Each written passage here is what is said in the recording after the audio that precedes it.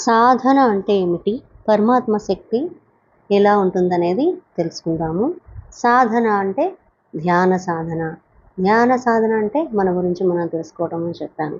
అంటే ఇప్పుడు ధ్యానం చేసేటప్పుడు ఏమవుతుందంటే, మనము కొంతకాలం చేయగా మనసు ఆలోచన రహిత స్థితిలో ఉంటుంది. అంటే ఆలోచనలు తగ్గించుకుంటూ ఉండడం వల్ల ఏమవుతుందంటే, మనం పరిస్థితులతో ఎలా ఉండాలి, మనతో మనం ఎలా ఉండాలి, టెన్షన్స్ లేకుండా అనే విషయము మనకు తెలుస్తూ ఉంటుంది. అంటే ఏంటంటే, మనము ఒక రకమైన ప్రశాంత స్థితిని చేరుకుంటాము. ఆ ప్రశాంత స్థితిలో ఏమవుతుందంటే, మనకున్న శక్తి వృధా అనేది జరగదు.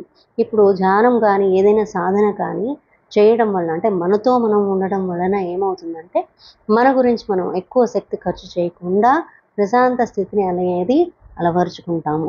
అదే ఏ సాధన చేయకుండా ఉన్నామనుకోండి, అప్పుడు ఏమవుతుందంటే, మనం సిచ్యువేషన్స్ కానీ, లేదా మనకున్న టెన్షన్స్ కానీ, ఇవన్నీ బాగా పెరిగిపోతూ ఉంటాయి.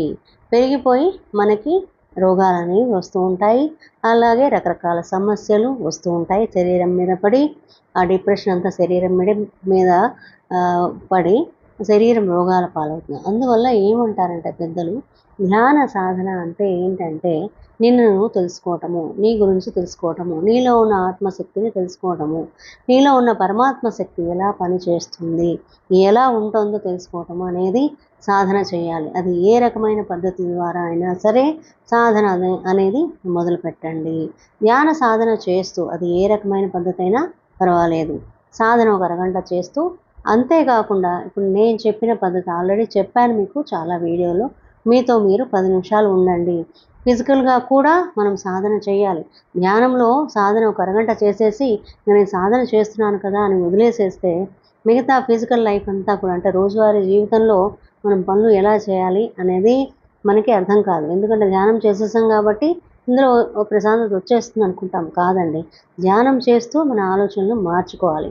అలా చేయాలంటే ఏమవుతుందంటే, మనం రోజువారీ జీవితం నుంచి ఒక్క 10 నిమిషాలు ప్రశాంతంగా ఆ ఆలోచనని వదిలిపెట్టేసి, పక్కన పెట్టేసి, కొంచెం మనకి ఆనందంగా ఉండే సమయాన్ని కేటాయించుకోవాలి. అంటే అది ఎలా సాధ్యమవుతుందంటే, రోజువారీ పనులు చేస్తూ కూడా మనకంటూ మనం కొంత సమయం కేటాయించుకుంటే, అప్పుడు ఏమవుతుందంటే మనసు మనకి ఉండే టెన్షన్స్ నుంచి వేరుపడుతుంది. వేరుపడి మనకున్న, అంటే మనసుకు నచ్చిన పని మీద మనం ధ్యాస పెట్టడం ద్వారా మనసు ఆలోచన నుంచి, టెన్షన్స్ నుంచి, అలాగే ఉన్న సమస్యల గురించి ఆలోచించడం మానేసి తనకి ఇష్టమైన పనిలో నిమగ్నం అవ్వటం ద్వారా ఆలోచనలని కోల్పోతుంది. ఆలోచనలు కోల్పోయి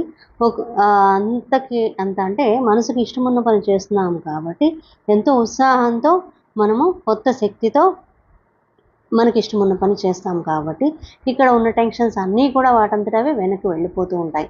అలా ఈ ధ్యాన సాధనతో పాటుగా మనం రోజువారీ జీవితంలో ఇలా మనకంటూ మనం కొంత సమయం కేటాయించుకొని, ఆ సమయంలో మీ మనసుకి నచ్చిన పని, మీకు బాగా ఇష్టమున్న పని, ఆ పని చేస్తే, మీకు ఇష్టమున్న పని చేస్తే మీకు ఎంత ఆనందం వస్తుందో అలాంటి పనిని మీరు ఎంచుకొని రోజుకి 10 నిమిషాలు చేయండి. మీతో మీరు గడపటం అంటాం దాన్ని. అలా మీతో మీరు గడపడం వల్ల, ఆ కొంచెం సమయమైనా ప్రశాంతంగా, ఆనందంగా ఉండడం వల్ల మీలో రెట్టింపు శక్తి అనేది వస్తుంది. ఇది సాధన. అసలైన సాధన అంటే ఇది. ధ్యానం చేస్తూ మనము ఫిజికల్ జీవితంలో కూడా, అంటే మనము గడిపే జీవితంలో కూడా మన గురించి మనం ఆలోచించుకుంటూ, సమస్యలను కానీ, అలాగే టెన్షన్స్ కానీ పక్కన పెట్టేసి, మనకు నచ్చిన పని చేసుకుంటూ, మనతో మనం గడుపుతూ సాధన చేయాలి. ఇది సాధన అంటాము. పరమాత్మ శక్తి అంటే ఏంటనేది, ఎలా ఉంది అనేది అప్పుడు తెలుస్తుంది. మనతో మనం ఉండడం వల్ల మనలోని పరమాత్మ శక్తి ఎలా పనిచేస్తుంది అనేది తెలుస్తుంది. దాని గురించి వివరంగా తెలుసుకుందాం. మీకు నేను ధ్యానం అంటే ఏంటి అంటే, మన గురించి మనం తెలుసుకోవటమే ధ్యానము, మన గురించి మనం ఆలోచించటమే ధ్యానము, మన గురించి మనం ఎంతగా తెలుసుకుంటే అంతగా అదే ధ్యానం అవుతుంది. అంటే మనలోకి ప్రయాణించటం అనేది ధ్యానము. మన పెద్దవాళ్ళు చెప్తారు కదా, దేహమే దేవాలయం, జీవుడే సనాతన ధర్మం అని. అది మీరు వినే ఉంటారు. అయితే వాళ్ళు చెప్పినట్లు దేహంలోనే మనకి పరమాత్మ శక్తి అంతా కూడా ఇమిడి ఉంది. అది ఎలా ఉంది అనేది జీవుడే సనాతన ధర్మం. అది ఎలా పరమాత్మ శక్తి మన శరీరంలో ఉంది, మనలో ఉంది అనేది తెలుసుకోవడమే ధ్యానము. ధ్యానం చేస్తుంటే ఏం జరుగుతుందంటే మీరు చేయగా అది ఏ పద్ధతి అయినా కావచ్చండి. ధ్యానం అనేది మనము సైలెన్స్‌లో కూర్చోవడమా, ఒక జపం చేయడమా, లేదా మనస్ఫూర్తిగా ఒక దేవుడిని తలుచుకోవడమా, లేదా శ్వాస మీద ధ్యాస పెట్టడమా, లేదా ఇలాంటివన్నీ ఏ రకాల పద్ధతిలో మనం ధ్యానం చేసినా కానీ దాని అంతరార్థం ఏమిటంటే ఫస్ట్ మనము మనసుకున్న ఆలోచనలని అంటే ఆలోచన రహిత స్థితి పొంది ఆ తర్వాత మన శక్తిలోకి అంటే మన ఆత్మశక్తిలోకి ప్రయాణించడం అనేది జరుగుతుంది. మనస్సు యొక్క శక్తిని తెలుసుకోవడం జరుగుతుంది. అలాగే ఆత్మశక్తిని, పరమాత్మ శక్తిని కూడా తెలుసుకోవడం జరుగుతుంది. ఇది మనకి ధ్యానంలో జరిగేది. అలాగే ధ్యానం చేస్తూ ఏదైనా సాధన మీరు చేస్తూ మీ గురించి మీరు ఆలోచించండి అని చెప్పాను. మీ గురించి మీరు కొంత టైం కేటాయించుకోండి అని చెప్పాను. ఇది కూడా ధ్యానంలో భాగమేనండి. కూర్చొని ధ్యానం చేయలేని వాళ్ళు ఇలా మనం రోజువారీ జీవితంలో మనతో మనం కలిసి ఉంటూ మనము ధ్యానం చేయటం అనేది చేయవచ్చు.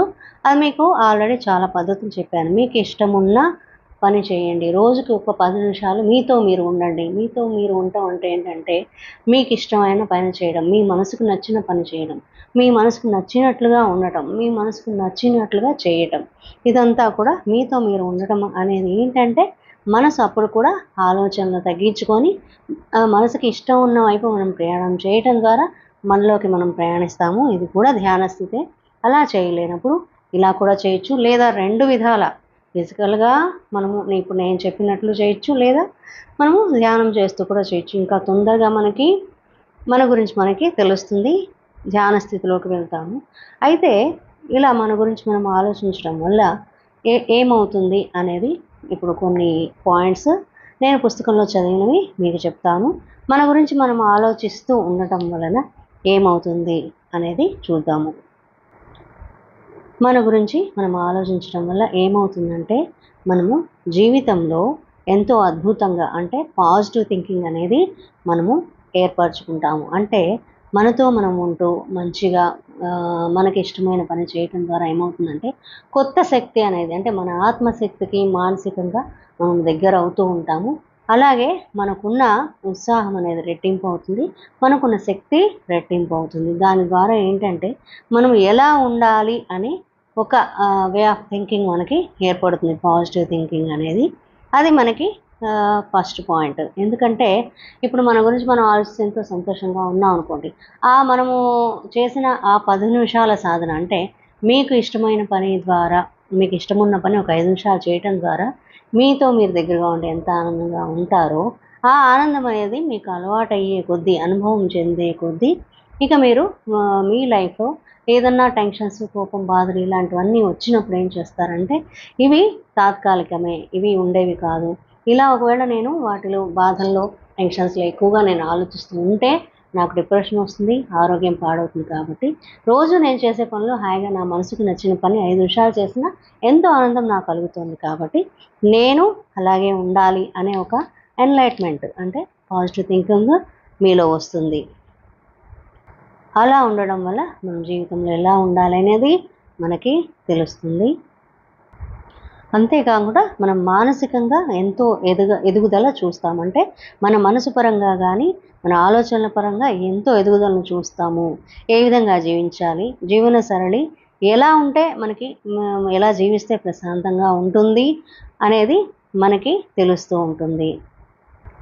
అంతేకాకుండా అలా చేయటం వల్ల ఏమవుతుందంటే నేను తెలుసుకున్నది చాలా కొంతవరకే ఉంది. తెలుసుకోవాల్సింది ఇంకా చాలా ఉంది. మనకి జీవితము అనేక పాఠాలు నేర్పుతోంది. అనేక అనుభవాలు మనకు ఎదురవుతున్నాయి. వాటి నుంచి నేను ఎంతో కొంత నేర్చుకోవాలి. ఎంతో కొంత నేర్చుకోవడం అంటే ఏంటంటే మనం ఎలా ఉండాలి, ఏదైనా సిచ్యువేషన్ మనకి విరుద్ధంగా వచ్చినప్పుడు మనం ఎలా నడుచుకోవాలి అనేది తెలుస్తుంది. అంటే మనకి పరమాత్మ శక్తి అంతటా ఉన్నదని మన పెద్దవాళ్ళు చెప్తారు. అంటే ఎక్కడైనా మనలో అయినా ఇప్పుడు మీ పక్కనే పరమాత్మ శక్తి ఉంది. మీలోనే ఉంది. మీ చుట్టుపక్కల పరిస్థితుల్లో ఉంది. మీ చుట్టుపక్కల ఉన్న మనుషుల్లో కూడా ఉంది. ఆ పరమాత్మను గుర్తించండి అని చెప్తారు. ఇలా మనతో మనము ఉంటూ మన గురించి మనం ఆలోచించడం వల్ల ఏమవుతుందంటే పాజిటివ్ థింకింగ్ ఏర్పడి ఏ పరిస్థితి వచ్చినా అప్పుడు మనం ఏమనుకుంటామంటే భగవంతుడే దీన్ని నాకు కల్పించాడు. ఈ పరిస్థితిని కల్పించాడు. భగవంతుడే ఆ మనుషుల రూపంలో నాకు ఇలా చేయిస్తున్నాడు. అది బాధ, దుఃఖమా, సంతోషమా, లేదా ఏదైనా కావచ్చు ఆ సిచ్యువేషన్. అందుకని భగవంతుడు నేను ఏదో ఒకటి నేర్చుకోవడానికి నాకు ఇలా ఈ పరిస్థితులను కల్పిస్తున్నారు అనే ఒక గొప్ప థింకింగ్ అనేది, ఒక గొప్ప ఆలోచన, మార్పు అనేది మన మనసులో కలుగుతుంది. అలాంటి ఆలోచనలు ఎలా కలుగుతాయండి మాతో మేము ఉంటే, మా గురించి మేము ఆలోచిస్తుంటే ఎలాగా మాకున్న టెన్షన్స్ని వదిలించుకోవడమే సరిపోతుంది కదా, కానీ మీరు చెప్పినవన్నీ ఎలా జరుగుతాయి అని అంటారా? ఖచ్చితంగా జరుగుతుందండి. ఎందుకంటే మీకు ఇందాక ఒక వాక్యం చెప్పాను, దేహమే దేవాలయం, జీవుడే సనాతన ధర్మం అని. దేహంలో జరిగే కార్యకలాపాలన్నిటినీ నడిపించేది ఎవరు? పరమాత్మ. ఆ పరమాత్మ శక్తే మనకి దేహంలో ఉన్న వాటన్నిటినీ కూడా మీ ఆలోచన ప్రమేయం లేకుండా, మీ మనసు ప్రమేయం లేకుండా ఎంతో చక్కగా దేహంలోని క్రియలన్నీ జరిగిపోతున్నాయి. వాటికి మీ ఆలోచనలతో కానీ మీ మనసుతో కానీ సంబంధం లేదు. అప్పుడు ఏమంటారు దీన్ని అంటే, పరమాత్మ శక్తి మనలోనే ఉంది అని మీకు అర్థమవుతుంది కదా. దీన్ని బట్టి ఇంతకంటే గొప్ప ఉదాహరణ ఉండదండి. ఎందుకంటే ఇప్పుడు మనం ఏదైనా పని చేయాలంటే మనసులో ఒక ఆలోచన పెట్టుకొని ఆ పని చేయాల్సి వస్తుంది. అంటే మన సంకల్పం ద్వారా మన రోజువారీ పనులను చేస్తున్నాము. ఇంకోరితో మాట్లాడాలన్నా మన సంకల్పం ద్వారా, మన మనసులో వచ్చే ఆలోచన ద్వారా మనము మాటల రూపంలో వాటిని బయటకు తెచ్చి మాట్లాడుతున్నాం. కానీ మనకి శరీరంలో ఉన్న అత్యద్భుతమైన ఈ ప్రాణ ప్రవాహాన్ని నడిపించేదంతా కూడా పరమాత్మ శక్తే. మీ ప్రమేయం ఏమీ లేకుండా అది జరుగుతోంది. అది ఎలా జరుగుతుంది అనేది కూడా మనతో మనం ఉండడం వల్ల, మన శరీరంతో, మన ఆలోచనలతో, మనసుతో ఉండడం వల్ల ఇవన్నీ కూడా మీకు అత్యద్భుతంగా అర్థమవుతాయి. అయితే సమస్త ప్రాణి కోటిని కూడా నడిపించేది పరమాత్మ శక్తే కాబట్టి, కేవలం మన శరీరాన్నే కాదు, మనసునే కాదు, మన చుట్టుపక్కల ఉన్న పరిస్థితులు అంతా కూడా పరమాత్మలో భాగమే కాబట్టి, పరమాత్మే నడిపించేది అనేది ఒక మంచి ఆలోచన అనేది మీలో స్థిరపడిపోతుంది. ఇది గుర్తుపెట్టుకోండి. ఈ విషయం గుర్తుపెట్టుకోండి. ఏంటంటే, నన్ను ఎవరు నడిపిస్తున్నారు, నాలో ఈ శక్తికి కారణం ఏమిటి అనేది ఒకసారి తెచ్చుకోండి. మీకు ఇప్పుడు నిద్ర వస్తుంది. నిద్రలో మీరున్నారా? లేరు కదా. లేకపోయినా మన శరీరం ఎంతో అద్భుతంగా పనిచేస్తూ ఉంటుంది. మీ నిద్రలో మీ శరీరం లేదు, మీకు శరీరం ఉన్న అవగాహన లేదు, మనసు లేదు, మీ ఆలోచనలు లేదు. కానీ ఉన్నది పరమాత్మ శక్తి ఒక్కటే. ఆ పరమాత్మ శక్తికి అంతా తెలుసు కాబట్టి, ఈ విధంగా మీతో మీరు ఉండడం వల్ల, మీ మనసుకి, మీ ఆలోచనలకి, మీ శక్తికి మీరు దగ్గరగా ఉండడం వల్ల ఏమవుతుంది? మీ ఆత్మశక్తికి మీరు దగ్గరవుతూ ఉంటారు. అందుకే కనీసం రోజుకి 5 నిమిషాలన్నా మీతో మీరు గడపండి అని చెప్తున్నాను. 5 నిమిషాలు గడిపే ఆ కాలం ఎంతో విలువైనది, ఎంతో ఆనందాన్ని ఇస్తుంది. ఆనందం అంటే ఏంటంటే, పరమాత్మ యొక్క శక్తి అనుభవం ఏంటి అనేది ఆనంద రూపము, ఆనందమే. అందులో అనుభవాన్ని, ఆనందం అంటే అనుభూతి చెందగలము కానీ మనము చూపించలేము. అలాగే పరమాత్మ శక్తి ఎప్పుడూ కూడా ఆనందంగా ఉంటుంది. కాబట్టి మీతో మీరు ఉండడం వల్ల, మీకు ఇష్టమైన పని చేయడం వల్ల, మీ గురించి మీరు తెలుసుకోవడం వల్ల ఇలాంటి అద్భుతాలన్నీ మీకు జరుగుతాయి. మీకు మీరే అనుభూతి చెందుతారు. ఎలా అనుభూతి చెందుతామంటే, ఇప్పుడు చెప్పాను కదండి, నాలో ఉన్నది పరమాత్మ శక్తే, నన్ను నడిపించేది పరమాత్మ శక్తే, అలాగే పరిస్థితులను కల్పిస్తున్నది పరమాత్మ శక్తే, సమస్త ప్రాణి కోటిని నడిపిస్తున్నది పరమాత్మ శక్తే. కాబట్టి ఇప్పుడు అదే పరమాత్మ మనకి గుణపాఠాలు కానీ, లేదా జీవిత పాఠాలు కానీ, జీవిత సత్యాలు కానీ తెలియచేయడం కోసమే మనకి ఈ పరిస్థితులు కల్పిస్తున్నాడు. కొందరు వ్యక్తుల ద్వారా మనకి పాఠాలు నేర్పిస్తున్నాడు. మనకి ఈ జీవితం ఉన్నది మనము చక్కగా ఆధ్యాత్మికంగా పురోగతి చెంది పరమాత్మ యొక్క శక్తిని తెలుసుకోవడానికే. అందుకే అంటాం, మానవ జీవితము ఒక గొప్ప వరం అని మన పెద్దవాళ్ళు, పూర్వీకులు చెప్తుంటారు. దానిని సద్వినియోగము చేసుకుందాం. సద్వినియోగం చేసుకుంటూ అద్భుతమైన పాఠాలను, పరమాత్మ మనకి అందించే అద్భుతమైన పాఠాలను నేర్చుకుందాము.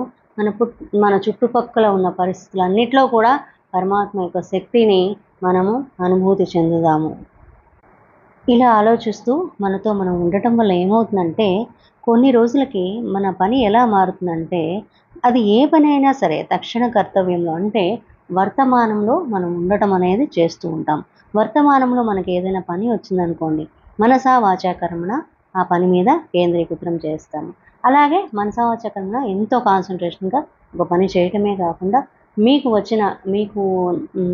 అందించిన ఆ పరమాత్మ అందించిన బాధ్యతలని మనము సక్రమంగా నిర్వర్తిస్తాము. ఎలాగంటే ఎంతో సంతోషంతో చేస్తాము. ఎందుకంటే వచ్చిన ప్రతిదీ ఏదైనా సరే మనకి నేర్పడానికే, జ్ఞానాన్ని నేర్పడానికే వస్తుంది కాబట్టి మనకి కారణం లేకుండా ఏ పని కానీ ఏ పరిస్థితి కానీ రాదు కాబట్టి అనే జ్ఞానం మనకి వస్తుంది కాబట్టి మనం ఏ పని చేసినా కానీ మనం పరిపూర్ణంగా శ్రద్ధ పెట్టి చక్కగా చేస్తాము, ఆనందంగా ఉంటాము. ఎందుకంటే ఇప్పుడు బాధలు కష్టాలు వచ్చినా కానీ మనం బాధపడడం దుఃఖపడడం వల్ల మనకి ఉన్న రోగాలు రెట్టింపు అవుతాయే కానీ తగ్గవు. అదే గనక మనము ఇవన్నీ పరమాత్మే కల్పిస్తున్నాడు, నాకు మంచి కోసమే, జరిగేదంతా మంచి కోసమే అని మనం ఆలోచించడం వల్ల ఏమవుతుందంటే మనకి మనసులో ఒక గొప్ప మార్పు వస్తుంది, పరిపూర్ణత వస్తుంది, జీవితంలో ఎలా జీవించాలో తెలుస్తుంది. అంతేకాకుండా అలా నమ్మకం పెట్టుకోవడం వల్ల ఏమవుతుందంటే భగవంతుడు మనకు తోడుగా ఉన్నాడు అనే ఒక